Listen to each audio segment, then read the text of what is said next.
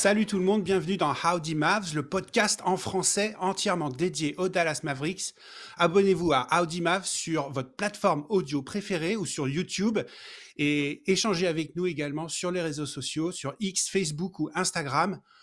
Dites-nous à quel niveau vous êtes d'inquiétude en ce début de saison. Je vais dire 1, vous n'êtes pas inquiet du tout. 5, vous êtes extrêmement inquiet. Je vais poser sa question à mes deux camarades de podcast, à commencer par Quentin. Salut Quentin. Alors Quentin, est-ce que tu es plutôt 1, pas inquiet, ou plutôt 5, très très inquiet après ce début de saison? Salut Bern, salut tout le monde. Alors je suis pas trop inquiet, je suis à un niveau 2 sur 5 d'inquiétude, mais à un niveau 4,5 sur 5 de frustration après ces 3 défaites de suite, on va en parler. Donc non, pas inquiet, mais c'est le podcast le moins heureux que j'ai eu à enregistrer avec vous. Là, j'avoue que j'ai un peu sur la... Enfin, comme nous tous, hein. On en a gros quoi, sur ces défaites très frustrantes. Allez, je vais essayer de vous remonter le moral, moi, parce que moi aussi, je suis comme toi, je suis plutôt 2. Je vois du positif, on va en parler. Et toi, Nico, t'en es où dans ton niveau d'inquiétude? Et salut tout le monde, c'est un plaisir de vous retrouver. Niveau d'inquiétude, je vais être dans la team 2 sur 5 aussi, dans le sens où ça n'est que le début de la saison. C'est frustrant, ça. Je suis même plus que 4,5, moi je suis au-dessus de ça, je suis même à 6 sur 5. Mais ça n'est que le début de saison, il y a des joueurs blessés, ça va tourner, tout le monde n'est pas à 100%, donc on se détend. C'est un peu tôt pour faire une crise cardiaque là, hein. Faut se détendre, comme on dit dans notre générique là. Georgie qui va faire une crise cardiaque. On reste zen. Il y a beaucoup de matchs encore à jouer, donc pas lieu de s'agiter. Même si c'est décevant, bordel. Et Nico, on peut se consoler autrement. Si vraiment on a un coup de blues, on peut aller regarder peut-être des vieux matchs, non? Quelle transition magnifique de Barnab. Ouais. Ouais, alors je me suis fait avec grand plaisir le Game 6 des finales 2011 sur le programme NBA classique de nos amis de First Team, que je programme fabuleux. Et ils ont eu l'excellente idée de reprogrammer, de se refaire plutôt le Game 6 Dallas-Miami, match légendaire de chez légendaire. Et vous pouvez le revoir du coup si vous êtes en France sans VPN, si vous n'êtes pas en France avec un VPN, sur la chaîne YouTube de First Team. Et c'est un bonheur, en plus c'est recommandé avec beaucoup d'humour et une précision basket mortelle. Donc ouais, c'est un régal à revoir. Et je me suis rappelé plein d'excellents souvenirs. Donc voilà, si vous avez besoin de vous remonter un peu dans le passé parce que le présent il n'est pas comme vous voulez, c'est une excellente alternative. Et puis même pour les nouveaux fans qui sont là que depuis Luka, vous verrez les différences en 13 ans dans le jeu, comment le basketball a évolué en 13 ans, c'est totalement fou. Et je veux pas dire qu'on regarde un autre sport, mais il y a des différences qui sont vraiment ahurissantes dans les manières de jouer entre 2011 et 2024, et c'est vraiment super intéressant à regarder. En plus du côté très très joyeux et légendaire évidemment de ce match. L'issue est pas mal, quoi. L'issue fait plaisir. Alors, on enregistre cette émission, on est le 13 novembre. Les gars, derrière nous, on a 11 matchs joués jusqu'à présent, un bilan de 5 victoires, 6 défaites. Ça fait mal. On attendait les Mavs, bien évidemment, bien meilleurs que ça. On va essayer de revenir dans cette émission sur le pourquoi le début de saison a été si moyen. On va essayer de voir ce qu'ils peuvent améliorer pour la suite. Puis il y a quand même des choses positives, hein, on va en reparler. Tout n'est pas noir. On va essayer d'analyser tout ça tous les trois. Avant ça, j'aimerais quand même qu'on revienne sur le match d'hier, puisque c'était le déplacement de Dallas à Golden State, le retour de Klay Thompson avec les Warriors, et puis cette courte défaite, 117-120 des Mavericks, une défaite qui s'est dessinée encore une fois dans le 4e quart-temps. Les Mavs, ils menaient quand même à 3 minutes de la fin. C'est un peu un thème récurrent récemment pour les Mavericks. Donc un match assez frustrant, mais bon, on va essayer de l'analyser un peu ensemble. Quentin, qu'est-ce que tu as pensé de ce match d'hier? Comment tu as trouvé nos Mavericks? Alors, juste avant que le match ait commencé, juste par rapport à l'hommage de Klay, moi j'ai trouvé que c'était quand même assez bien fait de la part des Warriors. Donc on pouvait s'attendre à une vidéo très très longue, et au final ils ont été assez sobres et courts sur la vidéo. Mais il y avait tout ce qu'il fallait. Tous les membres du public avaient tous, vous savez, ce chapeau un peu de capitaine de bateau, parce que Klay est un grand fan de bateau. Il adorait naviguer dans la baie de San Francisco quand il était là-bas. Je trouvais voilà, que c'était un accueil de grande classe de la part de l'organisation, de la part du public.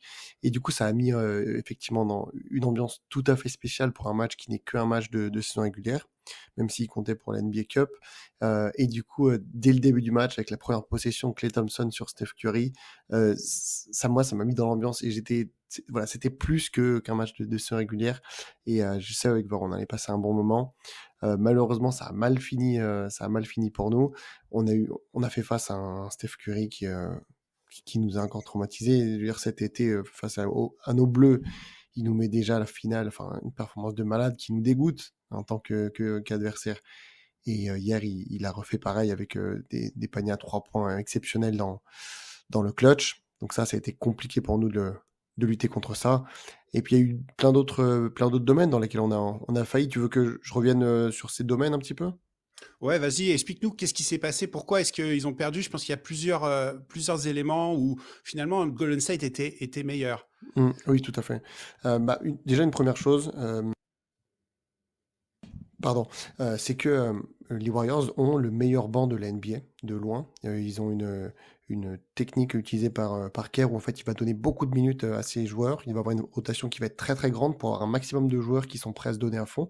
Et hier on a vu aussi que voilà, ils ont bien plus de joueurs qui sont capables d'amener que nous. Ça a fait mal. On avait des joueurs qui étaient, même s'ils sont plus petits que les nôtres, quand Lively était sur le terrain, d'ailleurs aparté, trop cool de revoir Lively. Lively était un géant et pourtant on perd la bataille au rebond offensif. Ça c'est quand même assez fou face à une équipe qui est relativement petite en taille. Et enfin, on n'a pas assez pris soin de la balle, notamment Luka, qui a fait une très bonne première mi-temps, mais qui à la fin est trop, je pense, fatigué, un petit peu peut-être de nonchalance, et on termine avec un nombre de turnovers trop important, qui font qu'on s'effondre dans les dernières minutes, alors qu'on a quand même un effectif rempli de joueurs d'expérience, que ce soit Thompson, Kyrie, ou maintenant même Luka Doncic. Voilà, on est tombé face à une très bonne équipe de Golden State qui fait un super début de saison. Et hier, ils nous ont pas fait de cadeau. Je pense aussi à Draymond Green qui, je pense, était très très motivé d'affronter son pote et son ancien coéquipier et qui a été très très juste. Luka devrait s'inspirer un peu plus de Raymond qui s'est très très peu plaint aux arbitres, qui s'est resté focus à 100% dans son jeu. Et ça nous a fait mal. Luka a su se concentrer en première mi-temps, et puis en deuxième mi-temps, dès qu'il a commencé à parler, à prendre ses tirs un peu n'importe comment, et ça nous a fait très mal. Et ouais, on perd ce match qu'on aurait dû gagner, comme tu as dit, on menait à 3 minutes de la fin de 7 points, quelque chose comme ça, et à la fin, on prend un 25 dans les dernières minutes. Enfin, c'est un peu inexcusable, quoi, surtout avec cette équipe qui est quand même remplie de vétérans. Ouais, Luka, il a été meilleur. Il a été meilleur que les matchs précédents. Après, dans le clutch, il a été absent. Franchement, on l'a pas vu en quatrième quart-temps. Est-ce que c'est dû à ça? Est-ce que vous croyez que c'est la fatigue? Est-ce qu'on retrouve le Luka qui a pu la capacité de tenir tout le match?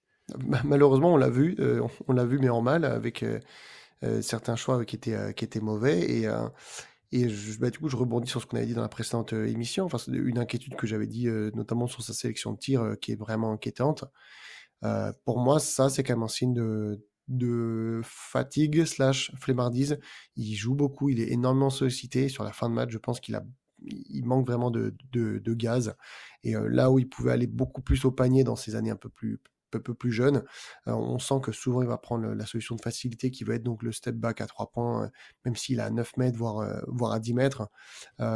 Et ça nous donne des frustrations, des grosses frustrations sur des possessions, quand dans l'autre côté, les Warriors vont faire plein de passes, arriver à trouver quelque chose d'intéressant.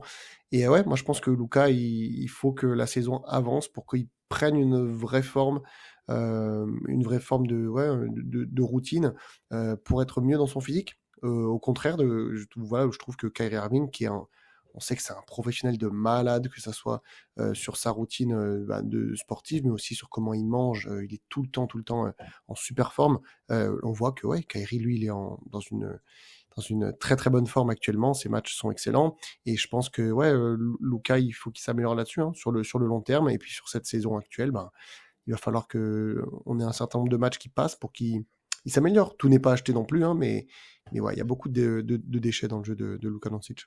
Ouais, après, pour compléter ce que tu décris, Quentin, je sais pas si c'est que physique Mais en tout cas, je pense qu'il y a un manque de lucidité. C'est-à-dire que tu peux être un peu à court physiquement, ça arrive, mais du coup, tu en es conscient et du coup, tu as des alternatives de jeu qui peuvent être dans développer ton passing game. En tout cas, hier, comme les autres matchs, il y a une mauvaise sélection de tirs. Il y a des très bons passages, mais il y a quand même globalement des tirs que tu ne dois pas prendre, qui t'amènent à avoir des pourcentages plus bas que d'habitude et qui reflètent pour moi, je ne suis pas prêt en fait. Honnêtement, moi je pensais que ce long break pour Luka allait lui faire du bien. Ce que j'en retiens est qu'il allait être affûté pour ce début de saison. Moi j'en retiens c'est un glaçon concrètement, hein. C'est même pas qu'il est chaud, c'est qu'il est gelé pour l'instant. Donc il a des petits coups de chaud, mais globalement il n'est pas du tout au niveau de Luka MVP. Pour l'instant il n'y est pas. Ouais, et puis autant, certaines saisons, on pouvait se dire, ah, eh ben, la saison elle commence, il est déjà tout seul, il doit déjà tout faire, que là on est, à côté de lui, il a Kyrie Irving, quoi. Il a Klay Thompson. Et le seul peut-être défaut que je trouve à Kyrie, c'est peut-être qu'il devrait un peu plus se montrer, mais que Kyrie finisse à 13 tirs pris, pour moi c'est une faute qui est partagée entre lui, entre Luka et aussi avec Jason Kidd, quoi. On doit réussir à partager mieux la charge. C'est pas normal que Luka Doncic ait 2 fois plus de tirs pris que Kyrie Irving. Ouais, surtout quand tu as un match où tu sais très bien qu'il te manque des joueurs. Il te manque des joueurs importants. Donc tu dois compenser ce manque par avoir plus de tirs sur tes autres joueurs majeurs. Tu peux pas te reposer sur un joueur. Ouais. Et c'est là aussi pour moi on se rend compte. Alors, la rotation des Warriors, c'est assez extrême honnêtement, hein, je pense d'ailleurs que c'est la seule équipe qui a un niveau de rotation aussi élevé. Ils jouent à 11 concrètement. Hier soir, si mes calculs sont bons, ils ont joué à 11, ce qui est énorme. C'est à peu près l'opposé de Tom Thibodeau. Là, ça rendrait Ouais. Tom Thibodeau tout rouge. Lui qui tire sur la corde comme pas possible. Nous, on est quand même short dans les rotations là. Et puis, on va pas se mentir, personnellement, je commence déjà à être un peu agacé par certains joueurs de la rotation. Je ne donnerai pas encore de nom, je le ferai plus tard. Mais Ouais, on n'est pas à un niveau de banc, on va dire, régulier. On va dire ça gentiment comme ça. Voilà, il y en a un quand même qui a quand même réussi son entrée hier dans le match, puisque on pouvait se dire, oui, c'est le retour de Klay Thompson à Golden State, ça va soit se passer mal, il va nous faire un gros, il va pas réussir à rentrer dans son match à cause de l'émotion, soit il va nous faire un gros match. Et il faut avouer qu'il a été bon hier. Il a été bon, Klay Thompson, 22 points. Il a été 6 sur 12 à 3 points. Évidemment, on signe tout de suite, tous les soirs, ce genre de stats. Donc, retour réussi de Klay Thompson. L'émotion lui a donné des ailes, on va dire. Oui, globalement, le match est plutôt bon. Moi, j'ai juste été un peu déçu. D'habitude, dans ces matchs avec nous, il arrivait toujours à aller au cercle un petit peu et à mettre des points des paniers à 2 points. Hier, de ce point de vue-là, il était mauvais. Je crois qu'il a 1 sur 5 à 2 points, mais sinon, son match est bon. Il met des paniers importants. Il y a un airball qui m'a énormément choqué à 3 points. Je sais pas ce qui lui est arrivé, mais sinon, le match est plutôt bon. Ça se trash talkait un petit peu gentiment avec Steph, c'était passionnant à suivre, franchement. J'imagine même pas pour les fans des Warriors ce que ça devait être à vivre. Mais Klay Thompson a fait un bon match. C'est cool parce qu'il sort de plusieurs matchs où c'était pas trop le cas. On sait que c'est un joueur qui aura des performances en dents de scie, hein, avec un profil comme cela. Mais c'était important, je pense, pour sa confiance qu'il puisse se montrer face à son ancienne équipe.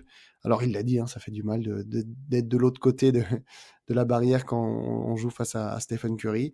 Mais globalement, voilà, moi ça me rassure quand même toujours sur le moyen terme de Klay Thompson dans cet effectif. Et ouais, vraiment dommage qu'on n'ait pas gagné. Ça aurait été génial pour lui qu'on arrive à aller chercher la victoire, et encore plus sur un tir de la gagne de sa part. Mais bon, on aura d'autres matchs face à Golden State, d'autres opportunités à venir dans la saison. Ouais, il y a un point positif quand même, moi je vais retenir en plus dans ce match-là et particulièrement sur Klay. Je pense qu'honnêtement, c'est pas très loin pour moi d'être son meilleur match avec les Mavs, hein. En tout cas, ça s'en rapproche. Je me dis, vu le torrent d'émotions qu'il a dû avoir, et que tu voyais un petit peu au début, hein, quand ils sont passés la vidéo, il y a plein de moments où tu le sentais quand même ému. Je me dis, il a quand même sacrément réussi à gérer ses émotions. Et on va dire que c'est positif en perspective des playoffs. Ça sent quand même le mec qui est expérimenté et qui est capable de gérer correctement ses émotions dans des événements exceptionnels. Les playoffs, c'est des événements exceptionnels. Donc j'espère que dans des contextes exceptionnels, il saura du coup rester calme, froid et performant. parce que c'est ce qu'on va attendre de lui quand ça va énormément compter. Ouais, ouais, c'est ça. Et juste, hier, c'était un peu logique, enfin, je trouve, par rapport au contexte, qu'on lui donne un peu des ballons qu'il aille jouer face à Curry ou quoi. Et c'est juste dans ces moments-là où il a perdu la balle à deux reprises et ça lui ressemble pas. Ouais. Klay Thompson, c'est le genre de joueur qui normalement perd pas trop la balle, mais on va dire que voilà, c'est le genre de possession, je pardonne parce que c'était quand même spécial. C'était normal qu'il aille post-up son pote et tout. Mais sinon, ouais, c'est quand même assez positif. Tout ce qu'on voit de Clay, là, il a vraiment trouvé sa routine, c'est-à-dire il joue 33-34 minutes à chaque fois dans les matchs qui sont serrés. Il manque un poil de régularité, mais je pense qu'on est quand même globalement dans la bonne ligne. Bon, alors on va essayer de revenir un peu sur les 11 premiers matchs de la saison, et essayer de comprendre pourquoi est-ce que le début de saison a été moyen, pourquoi les Mavs ne sont pas au rendez-vous espéré, hein. Quand même, ils sont 11e à l'Ouest, hein, ils sont même pas dans le play-in aujourd'hui. Donc bon, je pense que on l'a toujours dit, la saison c'est un marathon, c'est pas un sprint. Je pense que ils ne sont pas à leur place. Il y a plein de stats qui disent qu'ils vont pas être à ce niveau-là, mais bon, c'est quand même quelque chose qu'il faut qu'on analyse ensemble. Alors, je vais commencer avec toi, Quentin. C'est quoi les raisons qui expliquent ce début de saison moyen? J'ai envie de parler déjà des fins de match. On en a parlé là contre Golden State, mais c'est pas le premier match qui est dans le clutch. Vas-y, explique-nous ce qui se passe dans le clutch. Alors, déjà, parce que tu as mentionné le fait qu'on soit 11e à l'Ouest, du coup, ça me fait penser à un autre élément de frustration sur ces matchs-là, c'est que je vois qu'à l'Est, on serait 6e. Donc, on serait même pas en play-in, quoi. On serait en play-off directement avec un bilan de 5 victoires, 6 défaites. On serait 6e à l'Est. Ça, vraiment, ça me fait rire jaune, quoi. Et ça rajoute de la frustration quand tu vois la différence d'écart de niveau. C'est totalement fou. Et sinon, bah oui, les 3 derniers matchs, alors, le truc marrant, c'est qu'on a perdu un match de 1 point face aux Suns. Le deuxième, on a perdu 2 points face à Denver. Et hier, de 3 points face aux Warriors. Donc, 3 matchs de suite qui se jouent à une possession. L'an dernier, on était excellent dans le clutch. Et là, aujourd'hui, c'est pas le cas. Alors, il y a plusieurs facteurs. Le premier, c'est qu'on a quand même des cadres qui sont absents. Donc, pour moi, on a 6 joueurs cadres dans l'effectif. Donc, les 5 joueurs du 5 de départ et évidemment Derek Lively. Et ces derniers matchs, nous les avons joués donc sans PJ Washington, qui est absent depuis Indiana, la défaite à Indiana, face à Indiana, et Lively qui est revenu que hier. On a senti énormément leur défaite. Et je pense que rien que la présence de ces joueurs-là aurait changé dans la balance. Je pense notamment à la dernière possession face à Phoenix, où Nurkic réussit à récupérer un rebond offensif. On a beaucoup souffert dans ce match-là, enfin face aux Warriors aussi, au rebond offensif. L'absence de Lively nous fait mal là-dessus. Deuxièmement, PJ Washington, c'est quand même un joueur qui est assez grand, qui apporte de la taille du coup au poste 4, avec beaucoup de mobilité. Son absence, elle nous fait mal. Deuxième raison, faut pas oublier qu'en NBA, les choses, elles peuvent aller très très vite. Là, on est comment dire, on aurait pu faire un débrief ce soir avec 3 victoires de suite parce que un tir de Steph Curry rentre pas, Nurkic racheté de lancer franc. Voilà, il faut pas non plus faire des conclusions trop hâtives. Bon, tous les trois, on a tous les trois dit qu'on avait un indice de confiance de 2/5, donc ça va, mais juste pour dire que voilà, les choses peuvent tourner très très très vite. Ça arrive, hein, voilà, c'est le côté chance, malchance, et aujourd'hui, on n'est pas du bon côté. Hein. Ouais, et puis les équipes contre lesquelles on a joué, là, les 3 dernières, voilà. C'est ce que tu allais dire. Bah, vas-y. Voilà, c'est ça. Et les 3 équipes qu'on a jouées, c'est pas n'importe qui. On a donc Denver enfin, j'en avais déjà pas dans la preview, les gars, vous vous souvenez, pour moi, c'est une des 3 seules équipes où je mets pas Dallas gagnant en 7. Enfin, je dis qu'il y a match, quoi. Il y a les Suns qui font un super début de saison. Évidemment, nous, il faut qu'on joue le dernier match où KD il est disponible. Et les Warriors qui jouent un très très bon niveau. Donc, il faut mettre tout ça en parallèle. On va pas se satisfaire de 3 défaites de suite, hein, c'est sûr.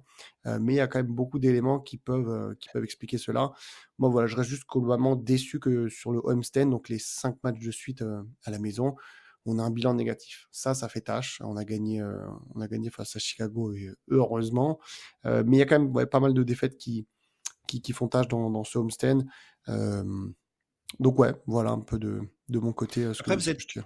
Vous n'êtes pas frustré du choix des derniers tirs? Je sais qu'il ne faut pas regarder toujours les dernières secondes d'un match, mais on a l'impression que Kidd, il n'a pas réussi à mettre en place un plan pour mettre des tirs efficaces à la fin. À chaque fois, on a l'impression qu'il se force. Franchement, les tirs de Luka au logo, c'est pas des tirs qui vont te faire gagner, quoi. Ouais, bah, tu sais, on parle toujours de money time. C'est le moment où tu justifies ton salaire. C'est le moment où tu fais la décision. C'est le moment où tout se joue. Eh ben, c'est le moment où tu attends que tes stars, qui gagnent plus d'argent que les autres, soient décisifs et le bon geste, le bon mouvement, le bon tir qui te fasse gagner. Et malheureusement, en fait, sur les derniers matchs, bah, pour moi, c'est à peu près l'inverse qui s'est passé.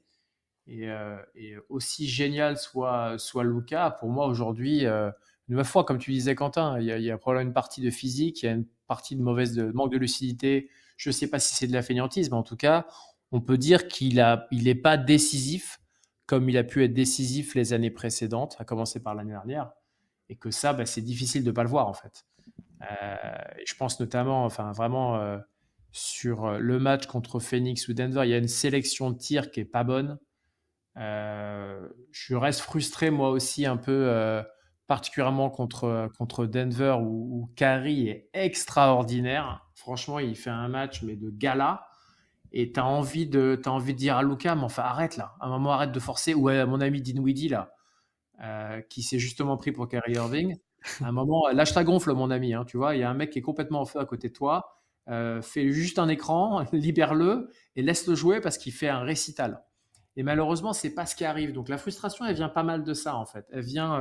Pour moi, elle vient de Luka qui est pas aussi décisif et qui fait des mauvais choix, qui a des coups de génie, mais qui globalement fait quand même plus de mauvais choix qu'habituellement.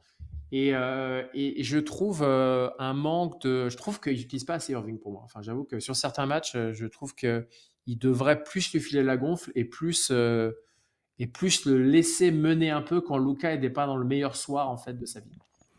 Ouais, Il y a des, ça me fait. le banc est court. Excuse-moi juste un dernier truc, Quentin. Bien Franchement, sûr. moi, j'en peux plus de Dinwiddie. En fait, j'aurais pas attendu très longtemps là pour vous le lâcher, mais j'avoue que je le trouve très irrégulier. Et il fait des mauvais choix, c'est horrible. Vraiment des mauvais choix. Et c'est là Je que crois je dis, qu'on le joueur. on va en reparler, Nico, mais je pense qu'on a vu un signe là, dans le match d'hier où Dinwiddie n'a pas eu beaucoup de minutes. Et je pense qu'il y a un autre joueur qui est passé devant, on va en reparler. Ouais, moi juste, ça me fait je viens de penser à quelque chose là avec ce que vous venez de dire tous les deux. Aussi une critique moi que j'ai envers Jason Kidd, c'est que je sens quand même que il a un peu, je vais mettre des guillemets, mais j'ai l'impression qu'il a un peu peur quand même de froisser Luka Doncic. Il a un peu peur d'aller à l'encontre de son ego.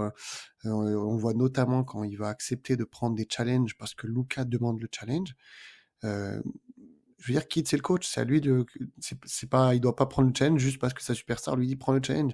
Le nombre de fois où on perd la décision, alors qu'au final c'était obvious que le call était perdu. Et il Ouais, le prend pour j'ai le la faire. stat, hein. J'ai la stat, c'est deux challenges réussis, 8 Ouais. challenges ratés Oh là depuis le là début de là. saison. Ouais.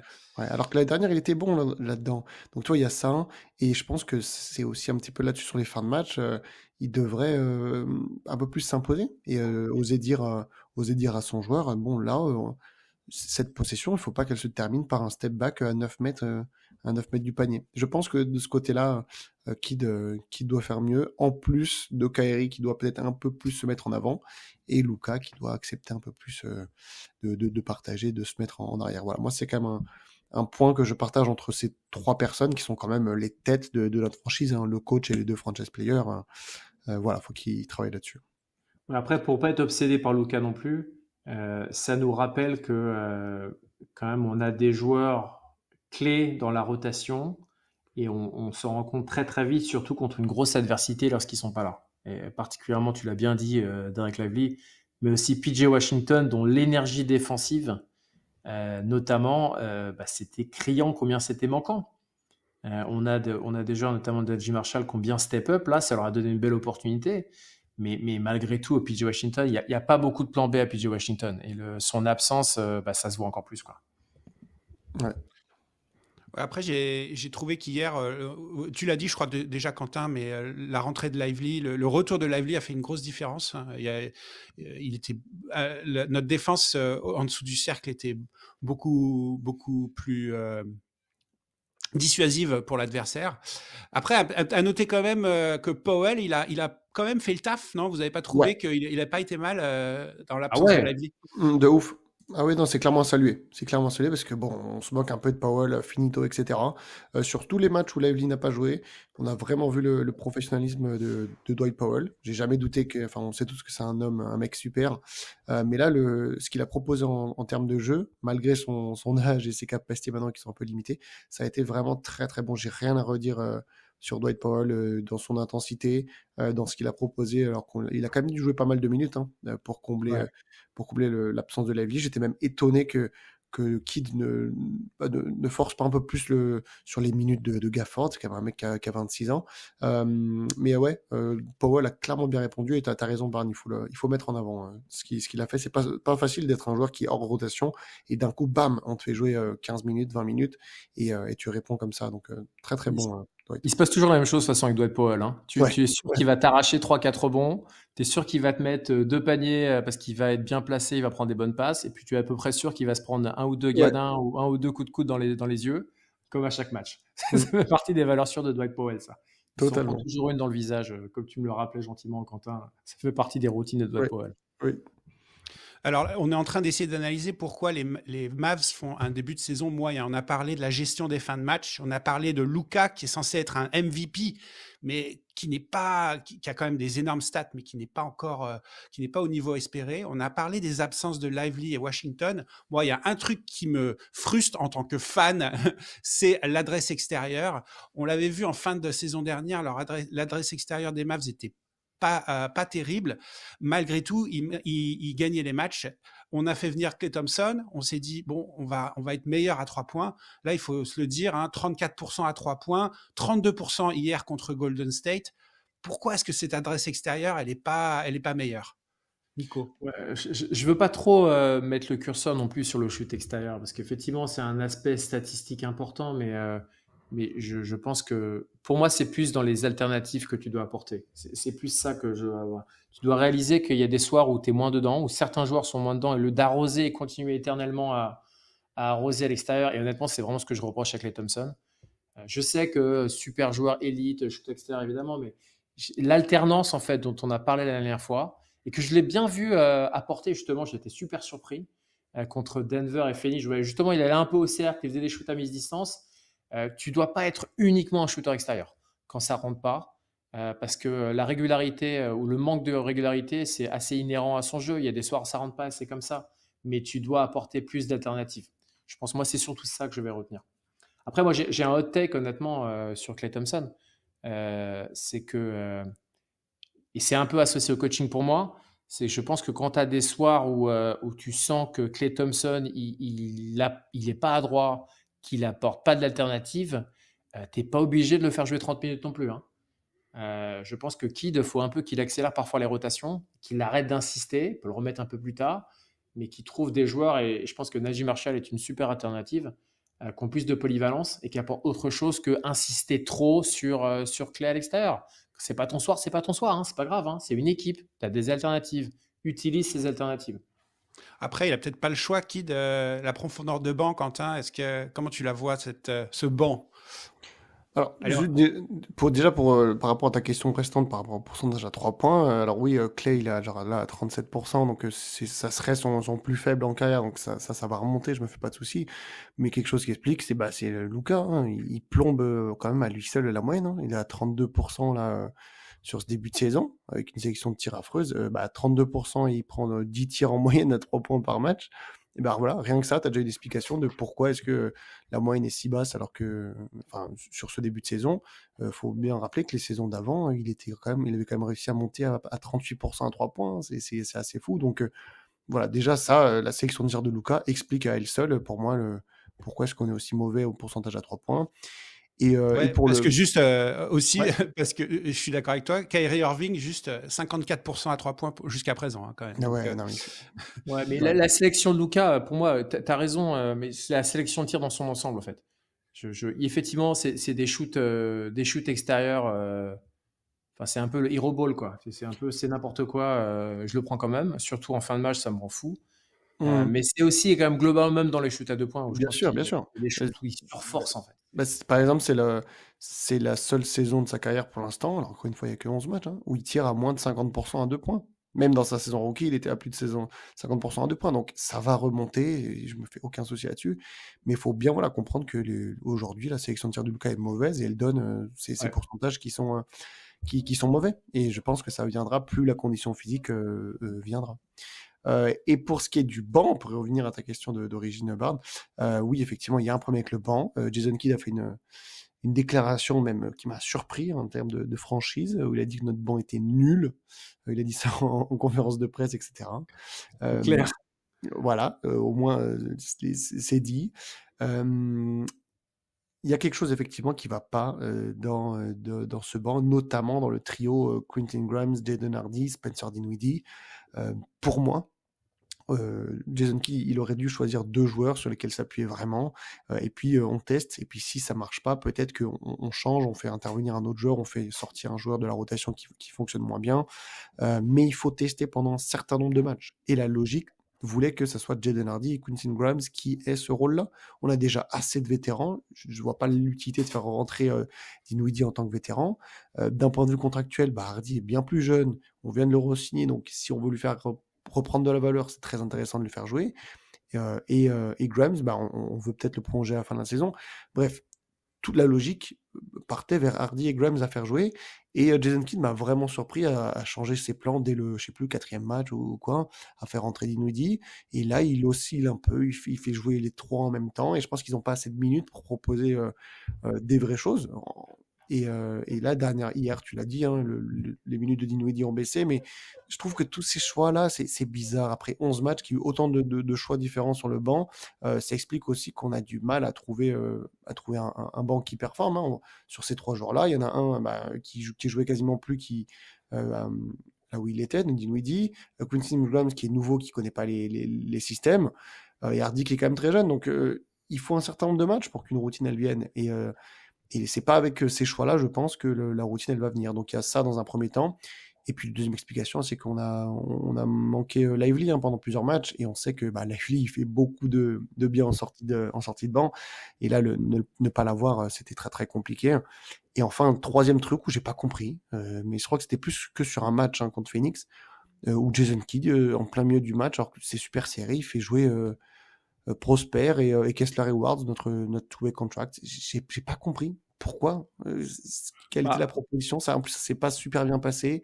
Autant contre Chicago, que tu le fasses jouer 20 minutes, ça me pose pas de problème, mais contre Phoenix, j'ai pas du tout compris ce coup de poker. Il voulait peut-être réveiller le banc, mais au final, ça... Moi, c'est mon interprétation, Quentin. Je pense que déjà, moi, j'étais super choqué aussi de sa franchise. Enfin, c'est même pas de la franchise, c'est hallucinant d'avoir des propos pareils. Ça me surprend beaucoup. C'est pas comme ça que tu vas mettre tes joueurs en confiance.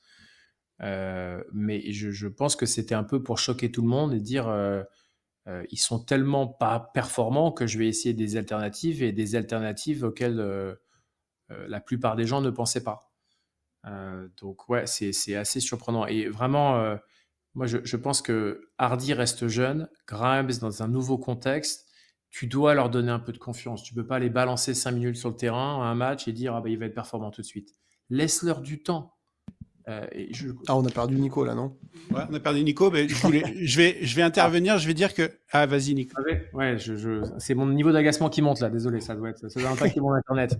Non, je disais juste que tu as besoin de mettre les joueurs en confiance en fait. Tu as besoin de mettre les joueurs en confiance, à commencer par Grimes qui est quand même dans un nouveau contexte, ou Hardy qui reste un jeune joueur. C'est pas parce que Dinwiddie il te dit fièrement qu'il connaît 80% des systèmes que tu dois lui donner 15 minutes ou voire plus. Donc je comprends pas les rotations non plus en fait, honnêtement. Et je trouve que je sais pas si c'est une histoire contractuelle avec Quentin Grimes qu'il a pas re-signé. Je sais pas si c'est un truc comme ça, mais en tout cas c'est un joueur à potentiel à qui on doit donner de la confiance, on doit donner des minutes, on doit tester et le mettre dans des conditions propres à la réussite. Là, j'ai pas l'impression qu'ils le mettent dans des conditions propres à la réussite. Donc, ça Après, va Nico, gâcher un peu. j'avais envie d'intervenir pour dire que je mettrais peut-être une petite pièce sur Quentin Grimes à partir de maintenant. Le match d'hier, il était bon. Il était bon. Il a joué 29 minutes. Bon, dans les stats, ça se voit pas trop, hein, 6 points, 6 rebonds, mais j'ai trouvé bon. Il défendait sur Curry la plupart du temps. Il a fait bon, même si Curry a eu un match incroyable, j'ai trouvé que Grimes n'était pas mauvais. À mon avis, je mettrai une pièce sur Grimes prend l'ascendant sur les deux autres à partir de maintenant. Je ne sais pas ce que vous en Bon, pensez. après, il y a un truc positif quand même dans tout ça, c'est que la défaite te pousse à te remettre en question. C'est vraiment le mec qui essaie d'être très positif dans la défaite. Mais ça t'amène à dire, tu as appris des trucs, il y a des trucs que tu vas moins faire. Donc, tu as testé des choses et t'ont amené des résultats, pas bons. Donc, du coup, si tu es un peu malin, et je sais que Jason Kidd est quand même un coach, il n'est pas si mauvais que ça. J'aime pas le shooting de coach là. Je pense qu'il a fait des essais, c'est pas concluant. J'espère et je pense qu'il va s'adapter et essayer des nouvelles choses, en espérant que ce soit plus concluant, ces essais. Ouais. Et puis pour continuer sur la lignée un peu positive, il faut pas oublier que normalement d'ici un mois, 6 semaines, peut-être 8 semaines au maximum, on va récupérer Dante Exum, qui a eu un très très bon niveau en saison régulière l'an dernier. Et s'il rejoue au niveau qu'il a pu avoir, ou même un petit peu en dessous que en saison régulière l'an dernier, il devrait rentrer dans la rotation en tant qu'extérieur en sortie de banc. Et dans ce cas-là, on devrait logiquement voir Spencer Dinwiddie qui sort de la rotation, et ensuite soit Jaden Hardy, soit Quentin Grimes, un des deux qui voit ses minutes beaucoup chuter, voire sortir de la rotation, et avoir donc juste un Dante Exum plus Quentin Grimes par exemple en sortie de banc, avec Derek Lively, et puis pourquoi et puis Najee Marshall aussi. Et moi, cette rotation sur le papier, elle me plaît plutôt bien, quoi. Exum, Grimes, Lively et Marshall, avec un peu de Kleber par-ci par-là, parce que j'y tiens. Ça me paraît vraiment cool, ça me paraît sympa. Ça faisait longtemps. Et oui, parce qu'hier il était dispo, mais il l'a pas fait jouer une seule minute. C'était surprenant d'ailleurs. Notre ami Jason Kidd, donc voilà, il continue de nous mener un peu dans l'incertitude, dans l'inconnu, Jason, de temps en temps. Bon, allez, on a été plutôt inquiets depuis le début de cette émission. Il y a quand même eu des points positifs. Bon, on en a un peu parlé, mais allez, il faut qu'on parle de Kyrie Irving. On en a un peu parlé tout à l'heure, mais il est extraordinaire là depuis le début de saison. Est-ce que il joue pour être Est-ce que son niveau de jeu peut l'amener à être All-Star cette saison, Nico? Moi, j'aimerais bien. J'aurais déjà adoré le voir avec Team USA. Hot take encore, mais j'aurais adoré le voir avec Team USA cet été, et ça m'aurait pas paru complètement stupide, loin de là. Après Kyrie Irving, est-ce qu'il peut être All-Star? Déjà, ça va quand même dépendre de Dallas, hein. Malgré tout, les résultats collectifs vont en partie dicter quand même, au moins en partie, sa présence au All-Star Game. En tout cas, il est à un niveau quasiment prime Kyrie. Et le match contre Denver, si vous ne l'avez pas vu, je vous invite à revoir ça. C'est une démonstration de talent offensif et surtout de diversité dans les choix. À l'extérieur, à l'intérieur, à mi-distance, en dribble, en attaque du cercle. Enfin, franchement, il aura tout fait. C'était incroyable. C'était vraiment un récital. Donc, ouais, c'est même plus des moments de show, c'est des moments de prime Kyrie qui te rappellent pourquoi c'est un joueur quand même assez unique dans la NBA. Donc, moi, je regrette juste, mais c'est un peu toujours la même histoire quasiment depuis le début de Kyrie à Dallas. Il y a quand même des matchs, tu as envie de lui dire hey, en fait, tu n'es pas juste le co-capitaine, mon ami. Il y a des fois, tu vas juste prendre le lead, en fait. Tu es leader offensif et prends les rênes, mon ami. Et voilà, en fait, va au bout du truc. J'ai toujours parfois, il se retient un poil, ou je sais pas si c'est Luka ou c'est lui-même qui se retient un peu. Et il y a des fois, tu as envie de lui dire, claque 50 points si t'es chaud, en fait. Arrêtez de prendre des shoots foireux et filer la balle à Kyrie, qu'on en finisse. Ouais, je rappelle les stats contre Denver, hein. Kyrie Irving, 43 points, 17 sur 22 au tir, donc c'est extraordinaire. Et à 3 points, 6 sur 8. Ce match-là, il a été incroyable. Ça a un peu contrebalancé Luka, qui n'a pas été bon, hein, honnêtement. Mais contre Golden State, c'est un peu l'inverse. Luka a fait une bonne première mi-temps, et ça a mis finalement Kyrie un peu en retrait. Quentin, qu'est-ce que tu allais dire? Non, j'allais dire le plus fou quand tu as parlé des stats de Kyrie, c'est que c'est même pas la meilleure performance du match. Quand tu vois la ligne de stats de Kyrie, genre, c'est la deuxième meilleure performance du match parce qu'en face, Ah ouais. il y a encore enfin, le meilleur joueur du monde qui a fait encore mieux que les chiffres que tu as dit. Ah, mais oui, c'était totalement fou le niveau de Kyrie. La différence dans les matchs où effectivement Luka est bon et on voit moins Kyrie, c'est que Kyrie n'est pas, enfin, globalement, il n'est pas mauvais, il est juste plus ou moins, il est trop discret, mais en tout cas, il impacte beaucoup moins négativement l'équipe que ce que peut apporter Luka. Il y a eu moi une perte de balle qui m'a fendu le cœur un peu, c'est contre Phoenix où il fait un bon match. Il y a le moment où ils se répondent avec Kevin Durant, là, c'était un pur plaisir basketballistique. Il était vraiment super bon, Kyrie. Et à la fin du match, là, il nous fait une perte de balle à la con dans la raquette. C'était un peu un tournant, j'ai trouvé cette perte de balle, parce que derrière, je crois que ça marque. Phoenix marque, ils prennent 2 possessions d'avance. Et je me suis dit, ah, c'est dommage, quoi. Le match qu'il vient de faire était incroyable. Et Ouais. il y a cette perte de balle là, voilà, qui est vraiment dommage, parce que sinon le match global est très bon. Il finit à 30 points, encore une fois, 10 sur 17 au tir, c'est très très bon. Et que 2 pertes de balles dans le match, mais malheureusement celle qui fait très très mal. Mais sinon, voilà, globalement sur la saison, c'est très très bon. Il est adoré par les fans, donc je pense qu'il va avoir beaucoup beaucoup de votes des fans.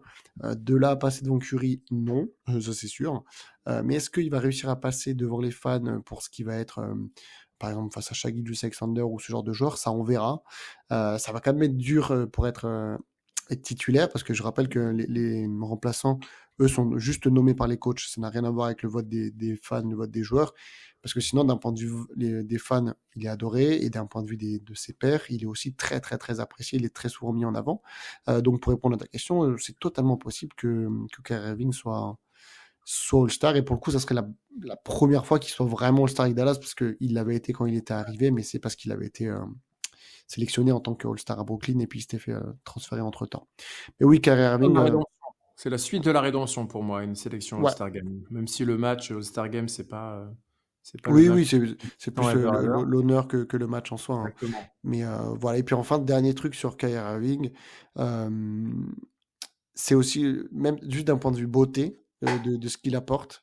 C'est le genre de joueur qui t'aide aussi à te lever à 4 heures du matin la nuit, parce que tu sais que tu vas vraiment tu vas avoir un jeu qui est somptueux, et ça, comme on dit en anglais, il faut voilà, jamais take it for granted, et profiter de chaque match qu'on voit de lui. Il est quand même globalement âgé, et il continue de proposer ses performances, donc il faut vraiment profiter de chacun de ses matchs et chacune de ses performances.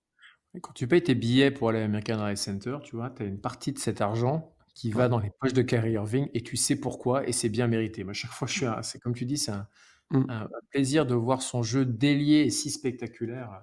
Euh, Pas de souci, une partie de mon billet qui va dans tes poches, Kyrie, ça fait bien plaisir. Ouais.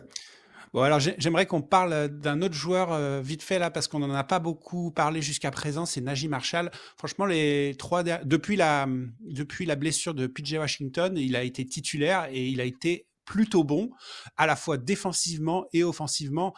Quentin, qu'est-ce que tu as vu de Najee Marshall? Alors j'ai vu vraiment la confirmation que il y a un potentiel de couteau suisse en sortie de banc, qui peut être très très intéressant à utiliser. Comme tu l'as dit, il y avait des propositions vraiment bien au niveau de sa vision de jeu. Moi, c'est limite ce qui m'a le plus surpris. Le reste, j'avoue que je m'y attendais un petit peu. Il y a eu des très bons choix de tir où il a pu faire des matchs avec des très hauts pourcentages en allant sélectionner des tirs intelligents, parce que c'est pas un excellent shooter. Il a pu nous sortir des airballs affreux, mais globalement, il sait sélectionner des tirs malins pour en fait éviter l'inverse de Luka. Sur la sélection de tirs, je trouve que c'est quand même plutôt bon, et il finit globalement les matchs à plus de 50% sur ses tirs, parce qu'il va chercher des points faciles à 2 points. Ça, c'est très très très bon. Il y a une bonne énergie. Il joue quand même un nombre de minutes importante, plus que ce qu'il ne devrait avec l'absence de PJ Washington. Et même s'il n'arrive pas à combler totalement, notamment par son gabarit qui n'est pas le même que PJ, ça apporte quand même beaucoup. On rappelle que c'est un joueur qui ne connaît pas du tout le système Mavericks, qui vient de débarquer, qui ne jouait pas non plus énormément à New Orleans. Et je trouve que l'adaptation se fait très très vite. J'en parlais avec un membre de ma famille là, qui est fan des Mavericks. Je préfère largement ce début de saison où en gros j'ai Klay Thompson qui est un peu en mode coup-ci coup-ça, et Najee Marshall où je fais trop content de voir que ça marche super bien, plutôt que l'inverse. Parce que autant je sais que Klay Thompson ça arrivera, alors que Najee ça aurait pu, enfin c'est pas encore fait, hein, mais c'est un pari qui pourrait ne pas marcher du tout. Mais de ce que je vois là sur ces dizaines de premiers matchs, Je suis quand même vraiment positif sur la suite de la saison et il peut vraiment trouver une super place en sortie de banc avec une vingtaine de minutes, comme ça il pourra se donner encore plus dans ses efforts pour pallier aux minutes où PJ Washington ne pourra pas jouer. Ok, et un dernier point sur un autre joueur, j'aimerais qu'on finisse là-dessus, peut-être sur les points positifs, c'est Daniel Gafford. Pareil, Lively absent. Gafford, il avait plus de minutes que d'habitude. Il a été vraiment bon et je note qu'il est quand même numéro 1 au pourcentage au tir. Il mène la NBA là-dessus. Il avait fini comme ça l'année dernière et il continue. Franchement, Gafford, un peu peut-être en dessous en termes de rebond. Hein. On a vu la différence avec Lively. Quand Lively est revenu, les Mavs ont été meilleurs au rebond. Mais globalement, bien satisfait de Daniel Gafford, Nico. Ouais, en fait, tu viens de citer mes 2 cols bleus préférés des Mavericks là, d'affilée. Donc là, tu me parles beaucoup, Barnes. Moi, ravi de Najee Marshall, vraiment. Et Gafford, très content de l'énergie, de la réussite. Ils ont la même qualité, en fait. Pour moi, ils ont la qualité de joueurs qui ne font pas les choses qu'ils ne savent pas faire. Ils ont tous les deux cette même qualité, ce qui du coup a pour conséquence du coup d'avoir un peu moins de déchets et un taux de réussite pour Gafford, alors encore plus en étant pivot, du coup élevé. Je regrette juste un petit truc. Gafford, arrête de prendre des fautes bêtes. Vraiment, il y a un peu de gâchis, et notamment contre Phoenix, ça m'a rendu fou. Quand tu as une rotation courte sans Lively, sans ne pas montrer d'amour à l'ami Dwight Powell, évite les fautes bêtes en début de match. Il se prend 2 fautes vraiment évitables en début de match et du coup, il se retrouve en galère en fin de match à 5 fautes là dans le 4e quart-temps simplement parce qu'il a mal géré ses fautes au début. Donc, c'est un peu d'excès d'enthousiasme de temps en temps qui paye parfois en fait. Vraiment, le match contre Phoenix, c'était ça. Mais il a enchaîné Phoenix 6 fautes, Denver 5 fautes, Golden State 5 fautes. Donc c'est clairement un souci dans son jeu. On sait que c'est pas non plus le point fort de Derek Lively, donc c'est aussi pour ça que les deux joueurs ne jouent que 24 minutes en moyenne. J'ajouterai un petit point négatif quand même sur Gafford, où je suis pas aussi satisfait que les deux joueurs qu'on a cités avant, c'est-à-dire Kyrie et Najee Marshall. Il y a quand même, lors de ces 5 derniers matchs, là où on en a perdu 4, il y a eu quand même plusieurs moments, des séquences où je trouve qu'il n'y a pas eu assez d'intensité de sa part et il s'est fait bouffer. Il s'est fait bouffer au rebond dans la raquette et j'en attends quand même plus de lui de ce point de vue-là, notamment avec Lively qui est out. Je pense par exemple la dernière possession contre Phoenix. Je pense hier face aux Warriors où je pense qu'il doit beaucoup plus il doit prendre bien plus de rebonds, notamment offensifs. Là, on a que 2. C'est pas normal que les Warriors en chopent 18 et nous 8.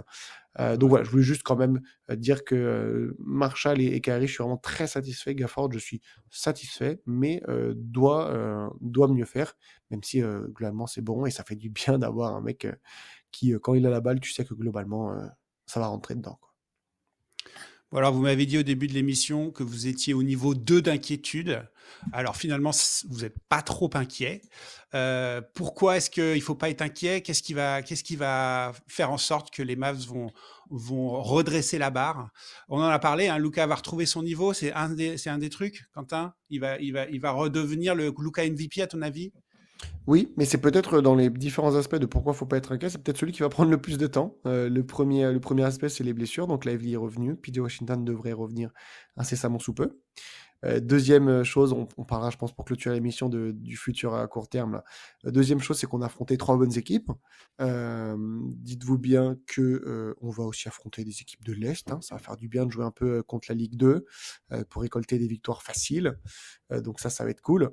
Et enfin, en numéro 3, il y a évidemment Luka qui va retrouver petit à petit son niveau. Plus la saison va avancer. Là, on en est qu'à 10% de la saison. Hein. Donc, comme tu as dit, hein, c'est un marathon. Il va avoir le temps de se mettre en route, mais va falloir peut-être être un peu patient si on veut revoir Luka en forme MVP. Il va peut-être lui falloir un peu plus de matchs que prévu pour retrouver cette forme-là. Et encore une fois, dites-vous bien qu'on n'est pas en train de débriefer une émission où on a perdu de 20 pions contre Phoenix, de 30 contre Denver et de 20 pions again contre les Warriors. On perd de 1 possession sur les 3 matchs. Donc c'est très très très frustrant. Mais on aurait très bien pu ce soir se retrouver tous les 3 très très heureux à débriefer 3 victoires de 1 point au buzzer. Voilà, les choses vont très vite à NBA. C'est pas bien passé pour nous sur ces 3 matchs-là, mais on est loin d'une situation catastrophique non plus. Ouais, je vous donne juste une stat là sur Basketball Référence jusqu'à présent, les Mavs en rating offensif 8e de NBA, en rating défensif 13e de NBA, donc en net rating si vous combinez les deux, ils sont 10e de la ligue, et donc tout ça, ils arrivent à calculer un expected, un bilan attendu, et on serait 7-4, donc 7 victoires, 4 défaites. Donc bon, il y a quand même espoir de faire mieux, je pense. Ouais, non, mais c'est très intéressant parce que tu vois, on voit voilà, la différence qu'il y a entre les deux. Ça revient sur le point que je disais que les choses, elles peuvent aller très très vite. Et donc, globalement, sur un marathon, tu préfères avoir ça, c'est-à-dire un bilan mauvais, mais des chiffres qui te font dire que sur le long terme, ou si tu refaisais l'expérience plein de fois de rejouer ces 11 matchs, bah, on aurait un bilan qui normalement devrait être mieux. Voilà. Je préfère largement ça qu'un bilan très bon, mais en fait des chiffres qui sont catastrophiques et que des victoires qui se sont jouées sur un gros coup de chance, quoi.